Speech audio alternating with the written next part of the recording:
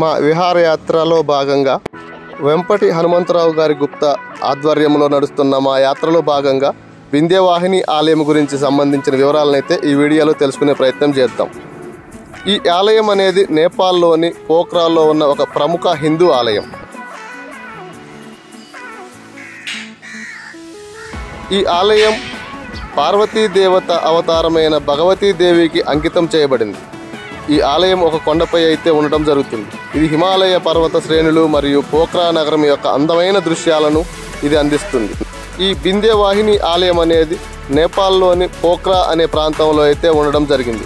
దీని ప్రాముఖ్యత విషయానికి వస్తే పోఖ్రాలోని పురాతన ఆలయాల్లో ఇది ఒకటిగా చెప్పవచ్చు. అదేవిధంగా భగవతీదేవికి అంకితం చేయబడిన దేవాలయంగా దీనిని చెప్పవచ్చు. ఈ ఆలయం కొండపై ఉండటం వల్ల హిమాలయాలు మరియు నగరం యొక్క అద్భుతమైన దృశ్యాలను అయితే వీక్షించే అవకాశం ఉంది. ఇది హిందూ మతానికి సంబంధించిన ఒక ముఖ్యమైన పుణ్యక్షేత్రం, బౌద్ధిక వారసత్వం కూడా. ఈ బైద్యనాథ్ ఆలయం అనేది చాలా పురాతనమైనదిగా చెప్పవచ్చు. ఈ ఆలయం నేపాల్ దేశంలోని పోఖ్రా అనే ప్రాంతంలో అయితే ఉంది.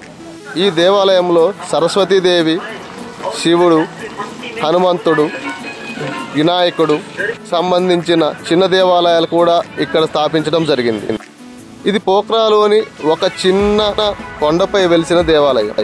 ఈ దేవాలయం సందర్శించాలంటే నేపాల్ దేశంలో గండకీ అనే రాష్ట్రంలో ఉన్నటువంటి ఖస్కీ అనే జిల్లాలో పోఖ్రా అనే ప్రదేశంలో అయితే ఈ దేవాలయం ఉంది. ఇక్కడ వెలిసిన దేవతామూర్తిని వైద్యభాసిని కాళీ భగవతిగా పిలుస్తుంటారు. ఈ దేవాలయం హిందువులకు చాలా పవిత్రమైన దేవాలయం. ఇక్కడ ఫుల్పతి, నవదుర్గ, శివరాత్రి అనేవైతే బాగా జరుపుకోవడం జరుగుతుంది.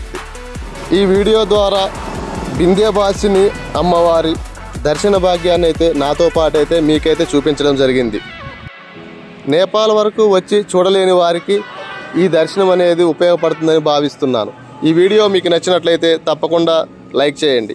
అదేవిధంగా మీ తోటి వారికి కూడా చూపించాలి అనుకుంటే షేర్ చేయండి. Thank you for watching this video.